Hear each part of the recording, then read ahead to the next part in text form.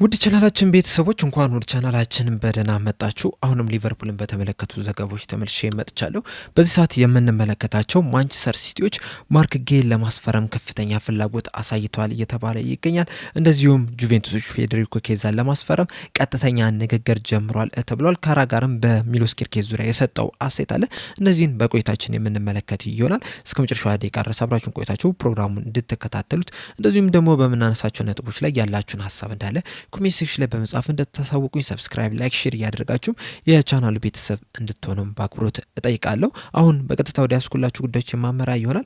በመጀመሪያ የምንመለከተው ፌዴሪኮ ኬዛን የተመለከተውን ዘገባ ይሆናል። ከጥቂት ቀናቶች በፊት እንግዲህ ጁቬንቱሶች ፌዴሪኮ ኬዛን በጃንዋሪ ዝውውር መስኮት በውሰት ውል ማስፈረም እንደሚፈልጉ ነግሬያችሁ ነበር እና በዛሬው ዕለትም ፋብሪዞ ሮማኖ ይዞት በወጣው ዘገባ መሰረት ከሊቨርፑል ጋር ቀጥተኛ ንግግር እንደጀመሩ እንደዚሁም ደግሞ ለተጫዋቹም በዚህ የጃንዋሪ ዝውውር መስኮት መውሰድ እንደሚፈልጉ ማስፈረም እንደሚፈልጉ ለፌዴሪኮ ኬዛ በግልጽ አሳውቆታል እያለን ይገኛል። በተጨማሪም አያይዞ እንደዘገበው ከሆነ ፌዴሪኮ ኬዛም ወደ ጁቬንቱስ ለመመለስ ክፍት እንደሆነ ፋብሪዞ ሮማኖ ዘግቧል። ነገር ግን ስፖርት ሚዲያ ሴት ይዞት በወጣው ዘገባ መሰረት ደግሞ የሊቨርፑል አመራሮች ፌዴሪኮ ኬዛን በዚህ የጃንዋሪ ዝውውር መስኮት መልቀቅ አይፈልጉም እያለን ይገኛል። ከዚህ በተጨማሪም ሌሎች በወጡት መረጃዎች መሰረትም ሊቨርፑሎች በዚህ የጃንዋሪ ዝውውር መስኮት ፌዴሪኮ ኬዛን የሚለቁት እንኳን ከሆነ በውሰት ውል ሳይሆን በቋሚ ዝውውር መልቀቅ ብቻ እንደሚፈልጉ ነው እየተዘገበ የሚገኘውና ምናልባትም የጃንዋሪ ዝውውር መስኮት ሲጠናቀቅ ፌዴሪኮ ኬዛን በሊቨርፑል ማሊያ ላንመለከት የምንችልበት እድል አለ።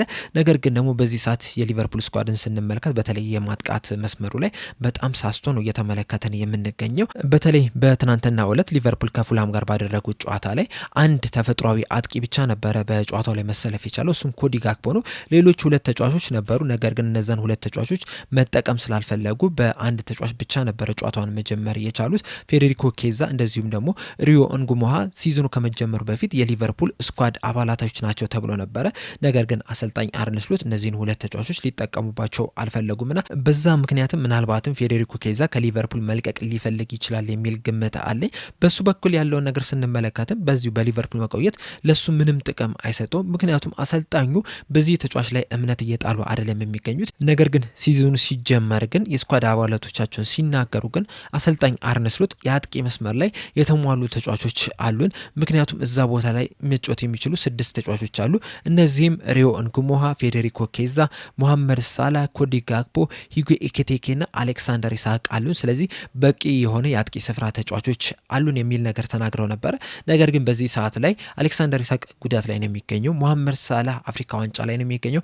ኮዲ ጋክፖም በቅርቡ ነው ከጉዳት የተመለሰው። በፉልሃም ጨዋታ ላይም ሂጎ ኤኪቲኬም አልነበረም በጉዳት ምክንያት። እነዚህ ተጫዋቾች እንኳን በሌሉበት ወቅት ራሱ ፌዴሪኮ ኬዛንና ሪዮ እንጉሞሃን ሊጠቀሙ አልፈለጉም። ስለዚህ ፌዴሪኮ ኬዛ በአሰልጣኙ እምነት እየተጣለበት ስላልሆነ የዓለም ዋንጫን መጮት የሚፈልግ ከሆነ ከሊቨርፑል መልቀቁ ለሱ ትክክለኛ ውሳኔ ነው ብዬ ነው የማስበው።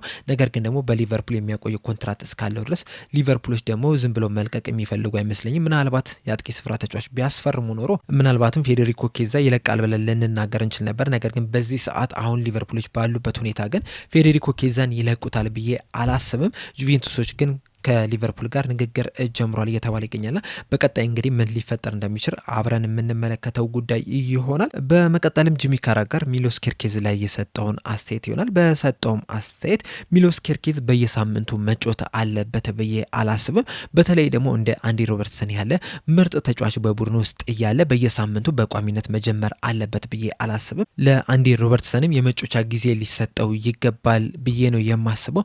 ምክንያቱም አሁንም ድረስ አንዲ ሮበርትሰን ለክለቡ ማበርከት የሚችላቸው ነገሮች አሉ። ብዙ አስተዋጽኦችን ማበርከት ይችላል። ስለዚህ ለሱም እድል ሊሰጠው ይገባል የሚል አስተያየትን ሰጥቷል። በተጨማሪም በዚህ ሰዓት የሁለቱንም እያሳዩት ያለውን ፐርፎርማንስ ከተመለከተ አንዲ ሮበርትሰን ከሚሎስ ኪርኬዝ የተሻለ እንቅስቃሴን እያደረገ ነው የሚገኘውና ከዚህ የተሻለ የጨዋታ እድል ሊሰጠው ይገባል። የተለያዩ ጨዋታዎችን በቋሚነት ሊጀምር ይገባል። ሚሎስ ኪርኬዝን ሲጫወት ማየት በጣም ነው የሚያዝናናው። ምክንያቱም ሁልጊዜም እንግዲህ ስለ ሊቨርፑል ሳነሳ በተለይ ደግሞ ስለ ናፍቆት ተጫዋቾች ስናነሳ ትሬንት አሌክሳንደር አርኖልድ ነው ሁልጊዜ ትዝ የሚለኝ። ምክንያቱም ትሬንት አሌክሳንደር አርኖልድ በሚጫወትበት ሰዓት የሚሰጠው ግልጋሎት በጣም ከፍተኛ የሚባል ነው የነበረው። በተለይ ደግሞ ኬዲቢን ከተመለከትን ኬቪን ደብራይነ ለማንቸስተር ሲቲ ሲሰጠው የነበረውን ጥቅም ከተመለከትን ለሊቨርፑል ደግሞ ትሬንት አሌክሳንደር አርኖልድ ነበር ሲሰጥ የነበረውና እንደውም ሁልጊዜ የምለው ነገር ቢኖር ምንድነው ትሬንት አሌክሳንደር አርኖልድ ማለት ኬዲቢን በተከላካይ ስፍራ ላይ እንደማጫወት ነው ስል ነበረ። ነገር ግን ሚሎስ ኬርኬዝን ከተመለከትን ግን እንደዚህ አይነት ባህሪ ያለው ተጫዋች አይደለም። እንደውም ሚሎስ ኬርኬዝን ሳይ ሁልጊዜም ትዝ የሚለኝ ዳርዊን ኑኔዝ ነው። ዳርዊን ኑኔዝ ተከላካይ ቢሆን እንደ ሚሎስ ኬርኬዝ የሚሆን ይመስለኛል። ምክንያቱም ሚሎስ ኬርኬዝ ኳስ በሚይዝበት ሰዓት ምን ማድረግ እንዳለበት የሚያውቅ ተጫዋች አይደለም። እንደዚሁም እያሰበ የሚጫወት ከቡድን አጋሮች ውስጥ ጋር እንዴት መዋሃድ እንዳለበት የሚያውቅ ተጫዋች አይመስለኝም። ሁልጊዜ ስመለከተው አንገዱን ደፍቶ ሲሮጥ ብቻ ነው የምመለከተው። ቀና ብሎ ለመሮጥ እንደዚሁም ደግሞ ኳስ ለማቀበል ራሱ ጥረት ሲያደርግ ብዙ ጊዜ አልተመለከትኩትም። በእርግጥ ገና ወጣት ተጫዋች ነው። እንደዚሁም ከበርንማውዝ ወደ ሊቨርፑል ነው የመጣውና ብዙ መልመድ ያለበት ነገሮች አሉ፣ ብዙ ማስተካከል ያለባቸው ነገሮች አሉ። እንደዛም ቢሆንም ግን ከዚህ የተሻለ እንቅስቃሴ ሲያደርግ ልንመለከተው ይገባል። ምክንያቱም ለሊቨርፑል ነው እየተጫወተ የሚገኙና በዚህ ሰዓት እያሳየው ያለ እንቅስቃሴ ደግሞ ለሊቨርፑል የሚመጥን አይደለም። ስለዚህ በሲዝን ሁለተኛ አጋማሽ ከመጀመሪያው አጋማሽ የተሻለ እንቅስቃሴን ማድረግ መቻል አለበት። ምንም እንኳን ቢቸገር ራሱ ከዚህ የተሻለ ነገርን ማድረግ መቻል አለበት የሚል አስተያየትን ሰጥቷል። ጂሚ ካራጋር እንግዲህ አስተያየቶችን በሚሰጥበት ሰዓት በጣም ጠንከር ያሉ አስተያየቶችን ሲሰጥ ነው ሁሉ ጊዜ የምናስተውለውና በዚህ ሳምንትም እንግዲህ ሚሎስ ኬርኬዝ ላይ ጠንከር ያለ አስተያየትን የሰጠው። በእርግጥ የሚሰጣቸው አስተያየት እንግዲህ ሁሉ ጊዜ ሙሉ ለሙሉ መጥፎ ናቸው አይደለም። አንዳንድ ጊዜ በጣም ጥሩ የሚባል አስተያየቶችን ሲሰጥ ተመልክተናል። አንዳንዴም ደግሞ መጥፎችንም እየቀላቀለ ሲሰጥም የተመለከትንበትም አጋጣሚ ያለና በዚህ ሳምንትም እንግዲህ ሚሎስ ኬርኬዝን ከዳርዊን ኑኔዝ ጋር ማመሳሰል ችሏልና በዚህ ዙሪያ ያላችሁ ሀሳብ ምንድነው? ኮሜንት ሴክሽን ላይ በመጻፍ አሳውቁኝ። በመቀጠል የምንመለከተው ማርክ ጌ የተመለከተውን ዘገባ ይሆናል። እንደሚታወቀው እንግዲህ ሊቨርፑሎች ማርክ ጌን ለማስፈረም በጣም ከፍተኛ ፍላጎት አላቸው። ባለፈውም በክረምት የዝውውር መስኮትም ከክሪስታል ፓላስ ለማስፈረም በጣም ተቃርበው ነበረ። የሕክምና ምርመራ ማድረግ ችለው ነበረ። ነገር ግን ክሪስታል ፓላሶች ያንን ዝውውር እንዳይካሄድ በማድረጋቸው ምክንያት ወደ ሊቨርፑል ሳይዘዋወር ቀርቷል። አሁንም እንግዲህ ሊቨርፑሎች ይህንን ተጫዋች ማስፈረም ይፈልጋሉ። ነገር ግን በጃንዋሪ ነው ማስፈረም የሚፈልጉት ወይስ በክረምት የዝውውር መስኮት ነው የሚለው ነገር እስካሁን ድረስ አልታወቀም። ነገር ግን በዛሬው ዕለት በወጡ መረጃዎች መሰረት ግን ማንቸስተር ሲቲዎች ማርክ ጌን ማስፈረም እንደሚፈልጉ ግን እየተዘገበ ይገኛል። ይህንንም ዘገባ ይዞልን የወጣው ደግሞ የቢቢሲ ዘጋቢ ሆነው ሳሚ ሞኮቤል የተባለው ጋዜጠኛ ነውና ይዞት በወጣው ዘገባ መሰረት ማንቸስተር ሲቲዎች ማርክ ጌን ለማስፈረም በጣም ከፍተኛ ፍላጎት አሳይቷል እያለ ይገኛል። በተለይ ደግሞ በዚህ ሰዓት የግቫርዲዮልና የዲያዝ መጎዳት ማርክ ጌ ላይ ያላቸውን ፍላጎት በከፍተኛ ሁኔታ እንዲጨምር አድርጎታል እያለን ይገኛል። በእርግጥ ማንቸስተር ሲቲዎች ከጥቂት ቀናቶች በፊት ወጡ መረጃዎች መሰረት ማንቸስተር ሲቲዎች ማርክ ጌን በክረምት የዝውውር መስኮት ለማስፈረም ፍላጎት እንዳላቸው ሲነገር ነበረ። በተለይ ደግሞ በክረምት የዝውውር መስኮት የተከላካይ መስመራቸውን ማደስ ይፈልጋሉና ከነዚህ ሲያድሱ ደግሞ በዋነኝነት ማርክ ጌን ወደ ክለባቸው መቀላቀል ይፈልጋሉ ሲባል ነበርና አሁን ላይ ግን የነዚህ ሁለት ተጫዋቾች መጎዳት ይህንን ፍላጎታቸውን እንዲያፋጥኑ አድርጎታል ነው እየተባለ የሚገኘው። በእርግጥ ሊቨርፑሎችና ባየር ሙኒኮችም አሁንም ድረስ እዚህ ተጫዋች ላይ ከፍተኛ ፍላጎት አላቸው የተባለ ይገኛል። ነገር ግን የማንቸስተር ሲቲ እዚህ ተጫዋች ላይ ያላቸው ፍላጎት መጨመርና ምናልባትም በቅርቡ ከክሪስታል ፓላስ ጋር ንግግር ሊጀምሩ ይችላሉ መባሉ ግን ምናልባትም ሊቨርፑልንና ባየር ሙኒክን እንቅስቃሴያቸውን ፈጣን እንዲያደርጉ ሊያደርጋቸው ይችላል ነው እየተባለ የሚገኘው። ከዚህ በተጨማሪ ማንቸስተር ዩናይትዶችም እዚህ ተጫዋች ላይ ፍላጎት አላቸው እየተባለ ይገኛል። ማንቸስተር ዩናይትድን ካነሳን አይቀር ዛሬ የወጡትን መረጃዎች እንግዲህ የሰማችሁ ይመስለኛል። አሰልጣኛቸውን ሩበን አሞሪምን ከስራቸው ማሰናበታቸው ተነግሯል። እኔ የገረመኝ እንደውም ሊቨርፑል እንዴት በማንቸስተር ዩናይትድ ተቀደመ የሚለው ነው። ምክንያቱም በዘንድሮ እያሳዩት ካለው አቋም አንጻር ስንመለከተው የሊቨርፑል በጣም ወረስት ሆኖ ነው እየተመለከትኩት የሚገኙ። ምንም እንኳን በደረጃ ሰንጠረዥ ላይ ሊቨርፑል የተሻለ ቦታ ቢቀመጥ ራሱ ያን ያህል ከፍተኛ ልዩነት የለም። በሊቨርፑልና በማንቸስተር ዩናይትድ መካከል ያለው የነጥብ ልዩነት በጣም ጠባብ የሚባል ነውና ከዛ አንጻር ስንመለከተው እንደዚሁም ደግሞ ሊቨርፑሎች እያሳዩት ካለው እንቅስቃሴ አንጻር ስንመለከተው ምናልባትም አሰልጣኝ አርነ ስሎት ሩበን አሞሪምን ሊቀድሙት ይችላሉ በመሰናበት ደረጃ የሚል ሀሳብ ነበረኝ። በተለይ በክረምቱ የዝውውር መስኮት ሊቨርፑሎች ካወጡት ወጪ አንጻር እንደዚሁም ደግሞ ካላቸው የተጫዋቾች ጥራት አንጻር በዚህ ሰዓት ለዋንጫ የሚፎካከር ቡድን መሆን ነበረባቸው። ነገር ግን ያንን እየተመለከትን አይደለም የምንገኘውና በእነዚህ ምክንያቶች አሰልጣኝ አርነ ስሎት ከሩበን አሞሪም ቀድሞ ሊሰናበቱ ይችላሉ የሚል ግምት ነበረ።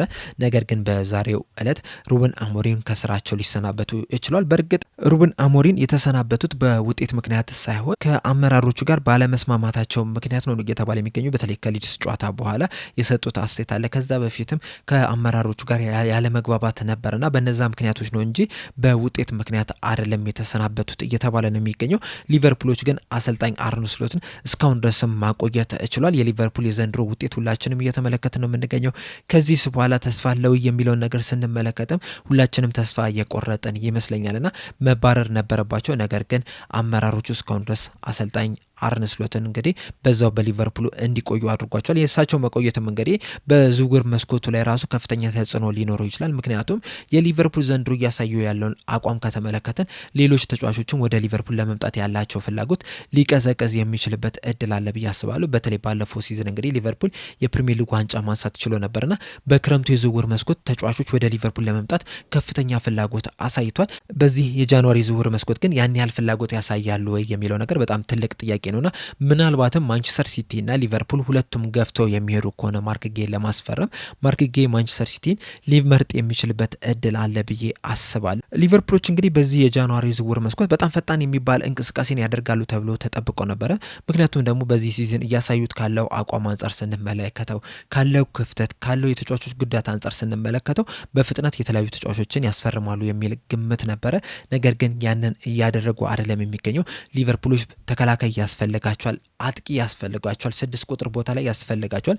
በተለይ ደግሞ በዋነኝነት የተከላካይ መስመር ተጫዋችና የአጥቂ ስፍራ ተጫዋች የግድ ማስፈረም ነበረባቸው። እስካሁን ድረስ ግን ምንም አይነት እንቅስቃሴ እያደረጉ አይደለም የሚገኘው። እንዲሁም አንዳንድ መረጃዎች ምናልባትም ሊቨርፑሎች በዚህ የጃንዋሪ መስኮት ምንም አይነት እንቅስቃሴ ላያደርጉም ይችላሉ ነው እየተባለ የሚገኘውና በዚሁ አካሄዳችን በእነዚሁ ተጫዋቾች ደግሞ ሲዝኑ እንዴት ነው የሚጠናቀቀው የሚለው ነገር እንግዲህ በጣም ትልቅ ጥያቄ ነው የሚሆነው። በእርግጥ ዛሬ ጃንዋሪ 5 ነው። ቢያንስ 3 ሳምንቶች ይቀራሉ የጃንዋሪ ዝውውር መስኮት ሊዘጋና በእነዚህ 3 ሳምንቶች ምንም ነገር ሊፈጠር ይችላሉ። እስካሁን ድረስ እያደረጉት ካለው እንቅስቃሴ አንጻር ግን ተጫዋች የሚያስፈርሙ አይመስለኝም። ምክንያቱም ከሴሜኒዮ ጋር ላለፉት ጥቂት ሳምንታት ስማቸው በከፍተኛ ሁኔታ ሲያያዝ ነበረ። ነገር ግን በዚህ ሰዓት ወደ ማንቸስተር ሲቲ ሊቀላቀል ተቃርቧል ነው እየተባለ የሚገኘው። ማርክ ጌንም እንግዲህ በዛሬው ዕለት ማንቸስተር ሲቲዎች በጣም ከፍተኛ ፍላጎት አሳይቷል። በቀጣይ ቀናቶችም እንቅስቃሴ ሊያደርጉ ይችላሉ ለማዘዋወር የሚል ነገር እየተሰማ ነው የሚገኘውና ሊቨርፑሎች ግን እስካሁን ድረስ ተኝተውበታል። በዚህ የጃንዋሪ ዝውውር መስኮት ምን አስበዋል? ቡድኑን ለማጠናከር ምን አስበዋል? እንደ አጠቃላይስ ሊቨርፑል በየትኛው መስመር እንዲጓዝ ነው የሚፈልጉት የሚለው ነገር እንግዲህ ግልጽ የሆነላቸው አይመስለኝም። እናንተስ ሊቨርፑሎች በዚህ የጃንዋሪ ዝውውር መስኮት ተጫዋች ያስፈርማሉ ብላችሁ ታስባላችሁ?